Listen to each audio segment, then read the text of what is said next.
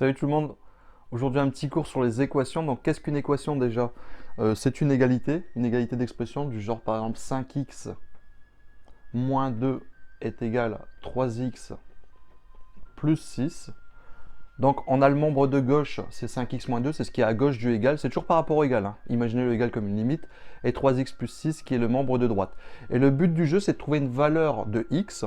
Donc x est une inconnue, on peut le remplacer par n'importe quel nombre, pour laquelle le membre de gauche et le membre de droite seront égales.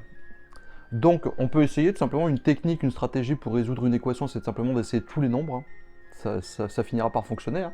Donc par exemple on peut se dire peut-être que la réponse c'est 2. Donc si à gauche j'ai remplacé x par 2, n'oubliez pas qu'en mathématiques quand il n'y a pas d'opération c'est un fois.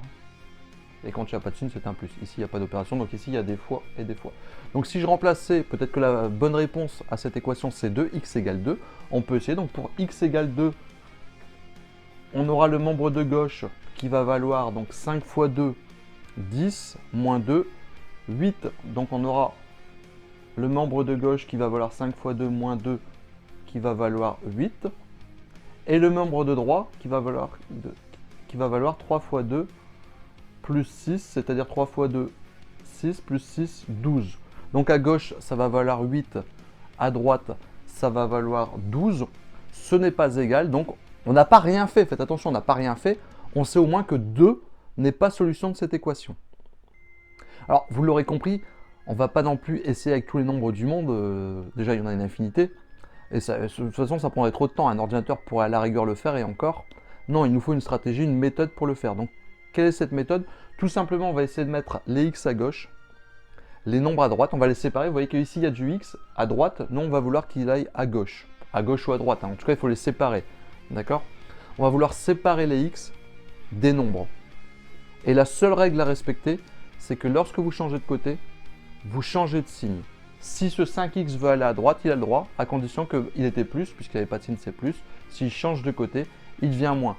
Ce moins 2, s'il a envie de changer de côté par rapport au égal, je parle bien, hein, membre de droite, membre de gauche, s'il veut changer de côté par rapport au égal, ce moins 2 change de côté, deviendrait un plus 2. Et grâce à cette règle, on va voir comment on peut s'en sortir. Donc, je vais vous le noter entre guillemets, hein, parce que la méthode, c'est quoi donc?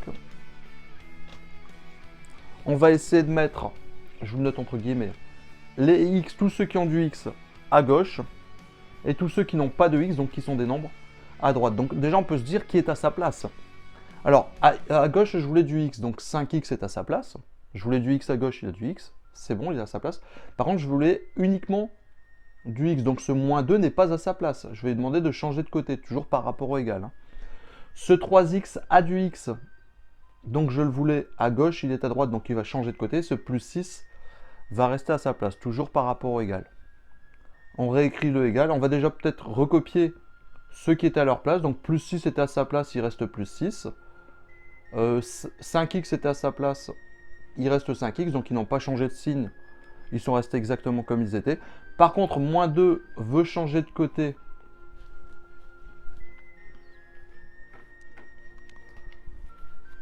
Moins 2 veut changer de côté, il va devenir plus 2. Et plus 3x, puisqu'il n'avait pas de signe, c'est signe plus, veut changer de côté, il va devenir moins 3x. Voilà.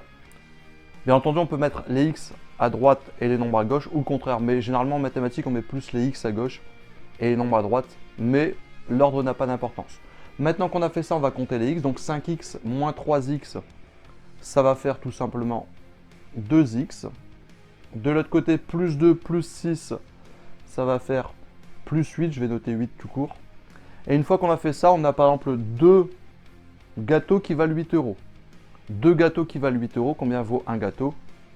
X égale le nombre de droite divisé par le nombre de gauche, le nombre divisé par le nombre devant x, 8 divisé par 2 et 8 divisé par 2, ça fait 4. Voilà notre solution. L'avantage, une fois qu'on a notre solution 4, c'est qu'on peut vérifier qu'elle est bonne. Donc ça, c'est la méthode pour le trouver.